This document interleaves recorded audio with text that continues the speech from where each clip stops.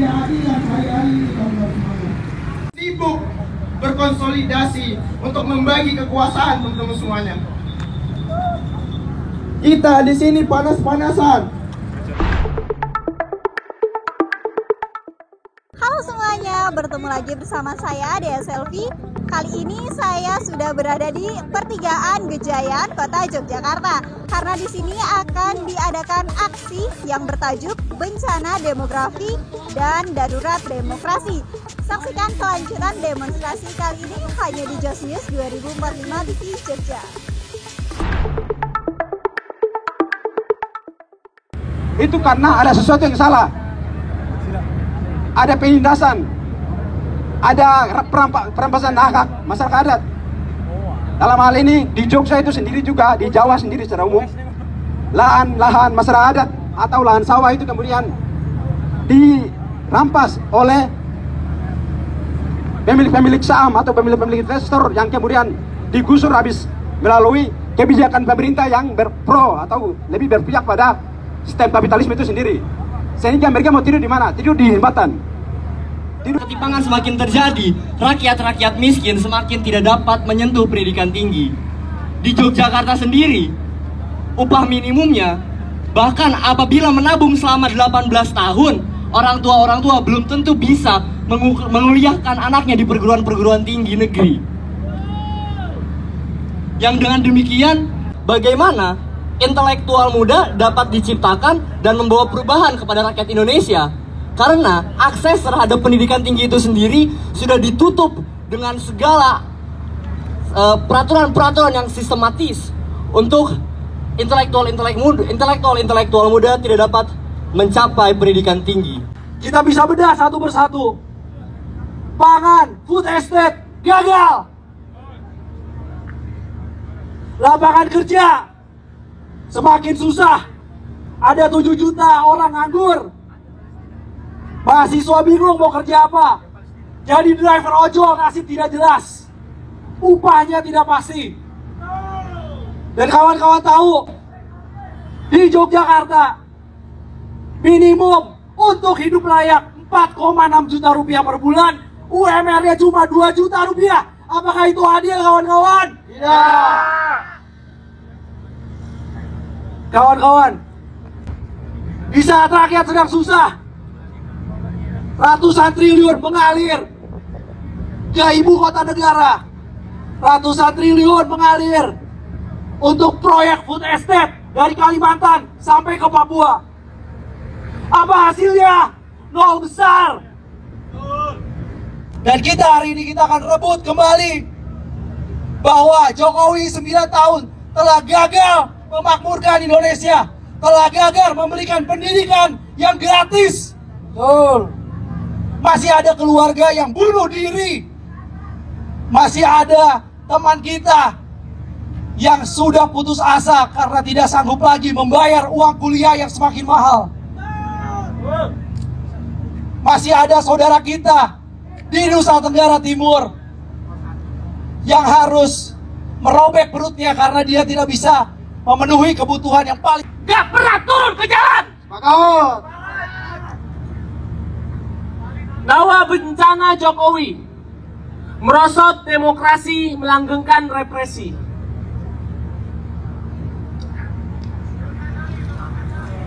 Kita udah tahu teman-teman, kawan-kawan kepolisian ini, ingat apa yang terjadi setelah itu. Kasus Sambo membunuh Baret Bilu. Kasus Teddy Minahasa menjual sabu. Kasus Firly Bahuri, KPK dari kepolisian yang diajukan oleh rezim Jokowi jadi koruptor. Apalagi dia ingin mencopot baliho-baliho. Dia memasang ribuan baliho salah satu paslon.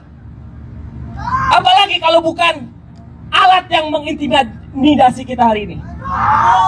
Justice, no peace! Fuck the boy! Fuck the police!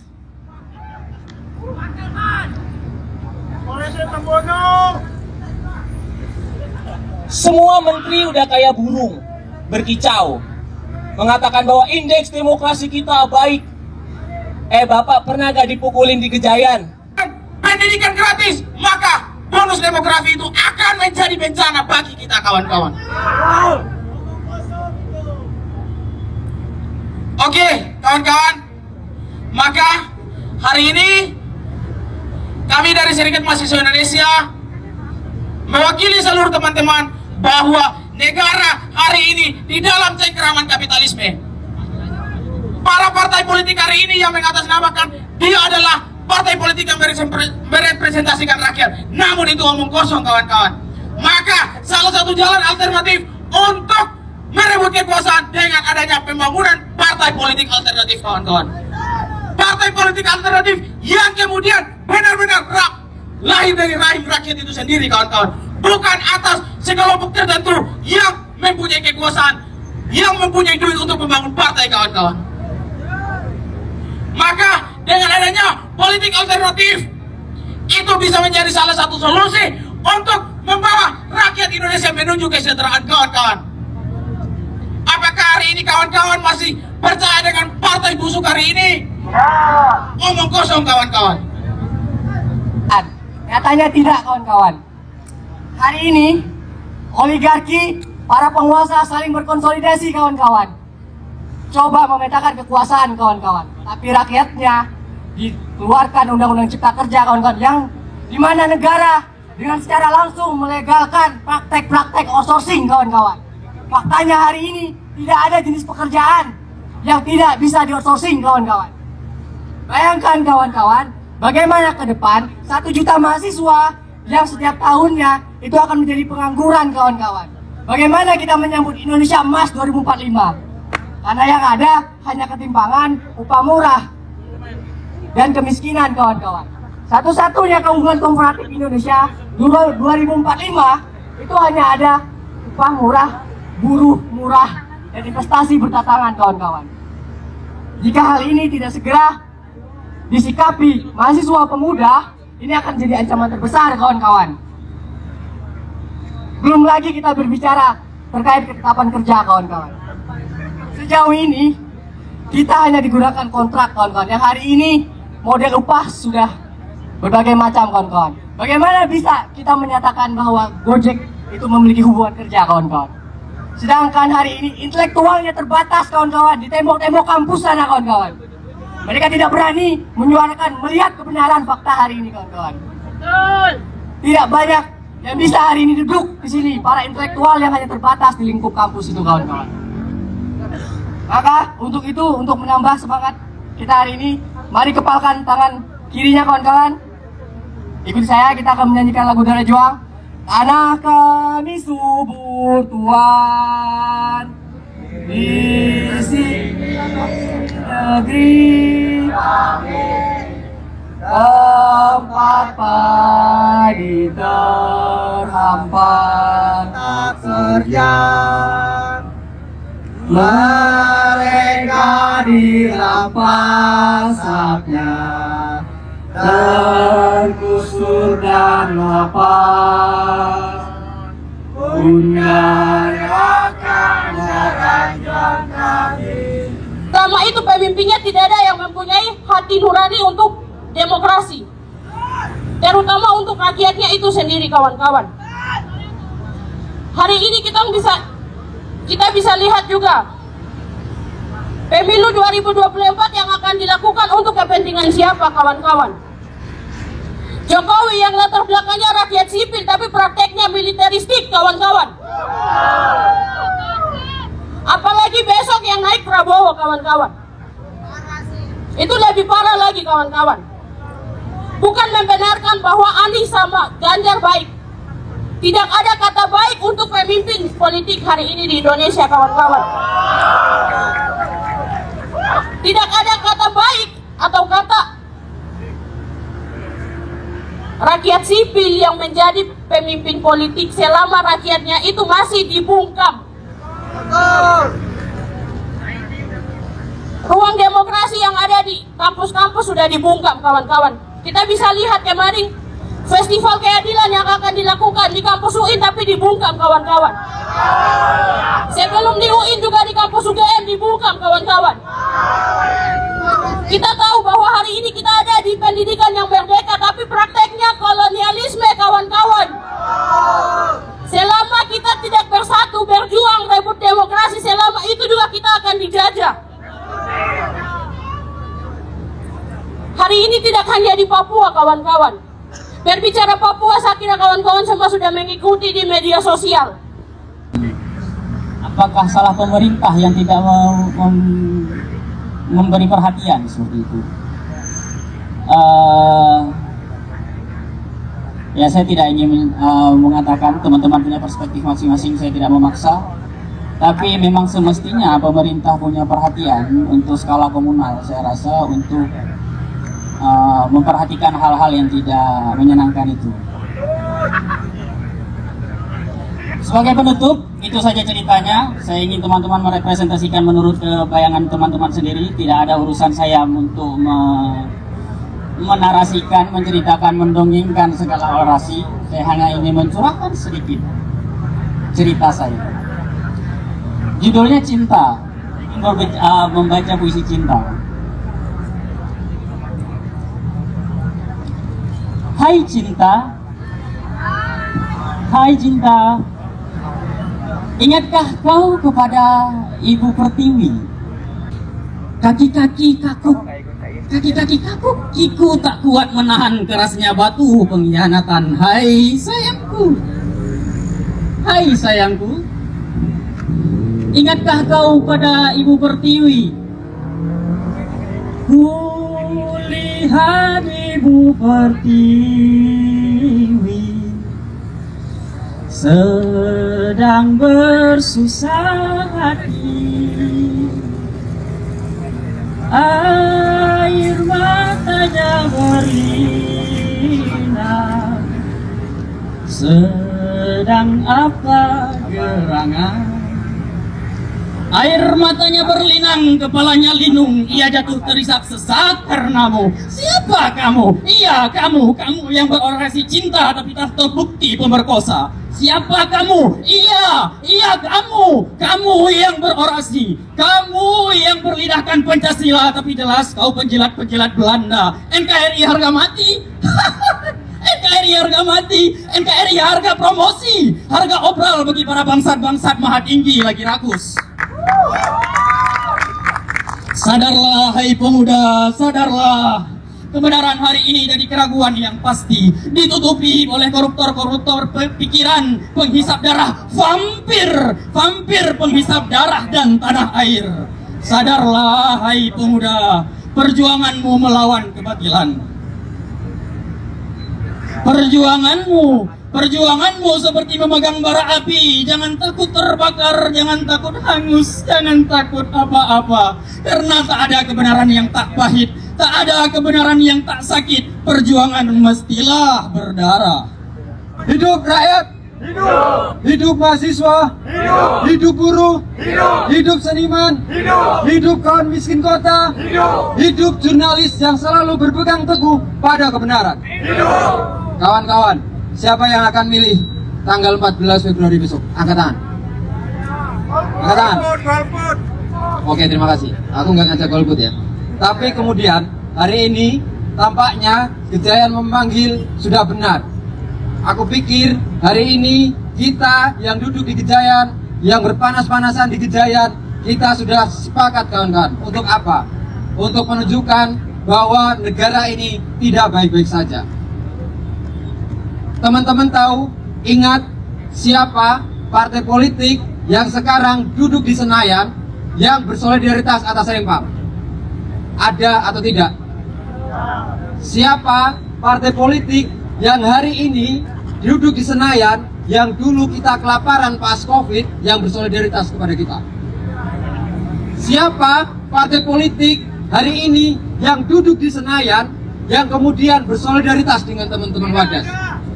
Siapa partai politik hari ini yang duduk di Senayan bersolidaritas dengan Haris dan Fathia?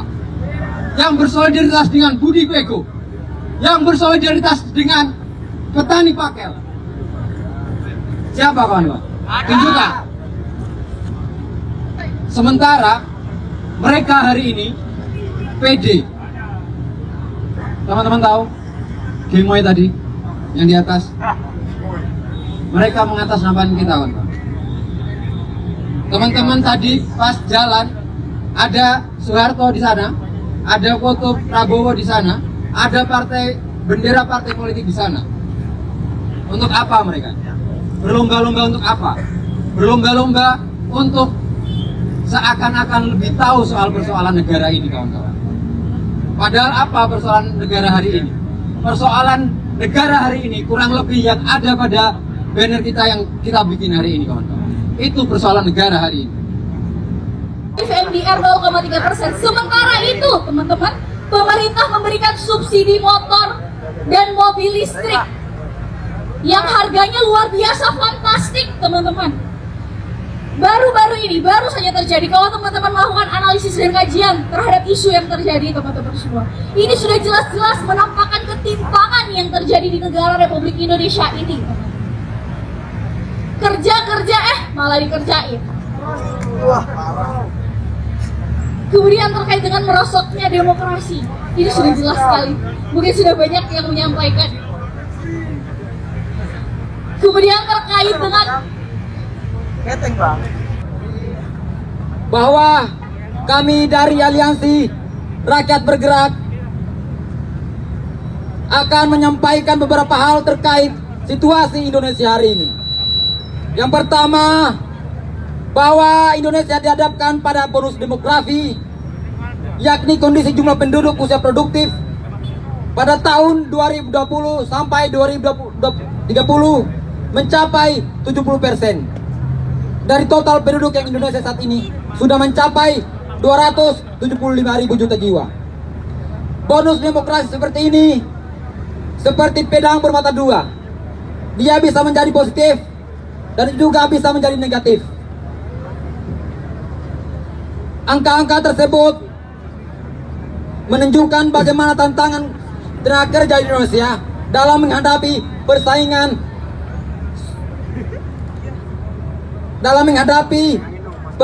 tenaga kerja global. Indonesia perlu mengedepankan akselerasi peningkatan sumber daya manusia melalui dunia pendidikan. Maka untuk melihat bagaimana bonus demografi ini tidak menjadi ancaman, maka kita perlu melihat beberapa hal. Misalkan dunia pendidikan, upah layak, dan demokrasi. Pertama, kita akan melihat bagaimana dunia pendidikan kita hari ini. Bahwa pada tahun 2023, Jogja patut dinobatkan sebagai wilayah dengan biaya pendidikan termahal se-Indonesia. Hal itu mengacu pada data BPS bahwa rata-rata biaya kuliah di Jogja dalam setahun mencapai 21 juta rupiah. Sedangkan pendapatan per kapitanya sekitar 44 juta rupiah per tahun. Jika ditarik kembali pada rata-rata biaya kuliah di Jogja dalam setahun 21 juta tadi, maka dapat disimpulkan separuh pendapatan warga Jogja dialokasikan ke biaya pendidikan.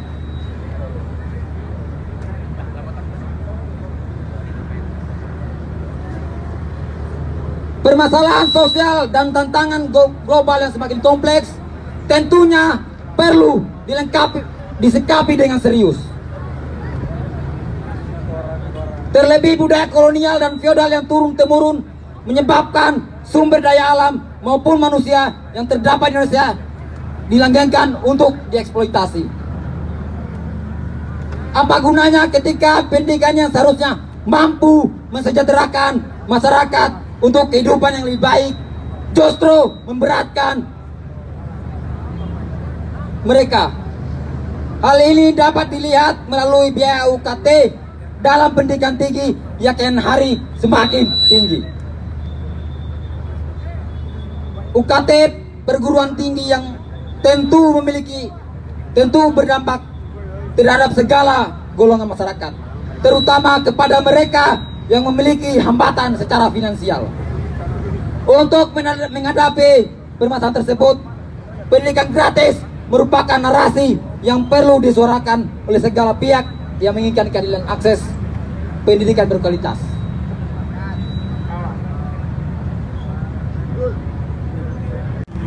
Aliansi Rakyat Bergerak, kami mengeluarkan hashtag baru Jaya Kembali atas kondisi dan yang prihatin kami terhadap kondisi situasi ekonomi politik, terutama kita tahu bahwa di kondisi tenaga kerjaan masih 20 dengan adanya upah murah itu kemudian menyengsarakan kelas pekerja di Indonesia, apalagi kenaikan upah sampai 10%. Kami menolak diterapkannya upah murah di Indonesia. Kami meminta kepada negara ini untuk menyejahterakan kaum buruh pekerja di Indonesia yang sampai sekarang ini masih terlunta-lunta atas kondisi ekonomi.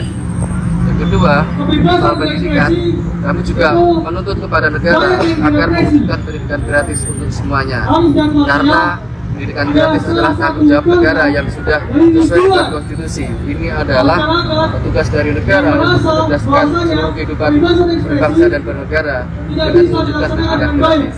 Seperti itu. Yang kemudian kami juga menyoroti bahwa soal demokrasi di Indonesia ini yang dipertontonkan oleh elit-elit politik, oleh pejabat publik kita adalah dagelan yang konyol sekali, yang itu membodohkan masyarakat rakyat Indonesia. Rakyat Indonesia sudah muak dengan politik hari ini. Rakyat Indonesia sudah muak dengan tindakan elit-elit politik yang korupsi, yang kemudian memanipulasi, kemudian juga menerapkan korupsi, kolusi, nepotisme. Kami tahu bahwa di MK itu adalah produk dari reformasi, tetapi elit politik sekarang justru malah mengkhianati amanat dari reformasi yang sudah diperjuangkan dari tahun 98 sampai sekarang. Artinya ini adalah tugas kita untuk bagaimana merubah keadaan itu, bagaimana mengkritik rezim hari ini yang neolit, yang kapitalistik, yang korup, yang menindas rakyat. Kami menghimbau kepada seluruh rakyat Indonesia, kita akan turun ke jalan apabila masih ada kesewenang-wenangan atau penindasan yang terjadi, apabila masih ada kebodohan politik yang dipertontonkan hari ini. Kami sudah muak dengan semua paslon, semua partai-partai politik yang kemudian pro terhadap kaum muda. Dan kita tahu tidak ada partai politik yang membicarakan tentang nasib buruh, tidak ada partai politik yang membicarakan tentang bagaimana upah layak nasional itu diberlakukan, tidak ada partai buruh yang tidak ada partai politik yang tidak ada partai politik yang membicarakan tentang mewujudkan pendidikan gratis, tidak ada partai politik yang membicarakan tentang bagaimana nasib petani itu disejahterakan, tidak ada partai politik yang membicarakan tentang bagaimana nasib nelayan, tidak ada partai politik yang membicarakan bagaimana melawan kapitalisme, tidak ada sama sekali. Dan ini sangat disayangkan. Seperti itu. Mungkin bisa ditambahkan dari yang lain. Jokowi memang selama ini dinarasikan sebagai pengkhianat, tapi dalam hal ini Jokowi tidak mengkhianati partai politik apapun. Jokowi mengkhianati rakyat, mengkhianati cita-cita reformasi dengan melakukan kejahatan demokrasi, menghancurkan demokrasi dengan bentuk kriminalisasi aktivis, penangkapan aktivis, membungkam kebebasan dalam bersuara. Oke, sejauh ini Jokowi menganggap dalam statement terakhirnya dia bilang presiden biasa dihina, presiden biasa dicaci. Tidak, presiden memang tidak merespon, pendukungnya merespon, pendukungnya melakukan doxing, pendukungnya melakukan serangan terhadap aktivis atau siapapun yang menggunakan hak kebebasan berbicaranya. Dalam hal ini artinya Jokowi sedang mengkhianati reformasi. Bukti yang kedua adalah bagaimana lihat manuver dia dalam melemahkan KPK. Undang-undang KPK adalah bukti di mana manuver politik Jokowi telah membuat KPK tidak lagi menjadi lembaga independen, tapi lembaga yang subordinat di bawah eksekutif. Yang berikutnya, manuver dia terkait dengan MK. Bagaimana adik iparnya dipergunakan sedemikian rupa sehingga akhirnya Gibran anaknya muncul sebagai cawapres instan, dan terbukti ternyata memang Abang Batusman melakukan pelanggaran etik. Jadi artinya Jokowi sudah mengkhianati partai, Jokowi mengkhianati reformasi rakyat. Baik Baik semuanya, sekarang saya sudah bersama salah satu peserta yang mengikuti demonstrasi kali ini. Mas, dengan Mas siapa? Mas Ferry dari Kampus UIN, lembaga KMPD, Keluarga Mahasiswa Pecinta Demokrasi. Oh, KMPD, Keluarga Pencinta Demokrasi. Oke. Iya. Berarti Mas di sana nggak cuma sendiri ya, sama rekan-rekan juga? Iya, nggak cuma sendiri, banyak teman dari KMPD. Dari KMPD. Nah Mas, motivasi ikutan demonstrasi ini apa sih Mas? Motivasinya kalau kita berkaca ya, dari dahulu sampai sekarang itu demokrasi hari ini agak redup gitu. Jadi kita menimbulkan kembali atau menghidupkan kembali demokrasi. Berarti dari keresahan demokrasi yang sudah semakin sempit, jadi Mas dan teman-teman juga berhak menyuarakan gitu ya Mas. Selain itu, poin-poin apa saja Mas yang Mas dapatkan dari demonstrasi tadi? Poin-poinnya itu tadi menuntut ini pendidikan gratis, terus kebebasan berpendapat, itu sih demokrasi tadi. Oke Mas, terima kasih. Mungkin cukup sekian Mas. Terus mungkin ada pesan-pesan yang bisa disampaikan kepada teman-teman semua yang nonton? Pesan-pesannya yaitu ya mendidik rakyat dengan pergerakan, mendidik perlawanan dengan gerakan gitu. Oke. Thank you Mas. Nggak ada kata-kata lain? Udah. Oke, thank you. Mungkin cukup sekian pemirsa, ketemu lagi bersama saya Dea Selfie di 2045 TV Jogja.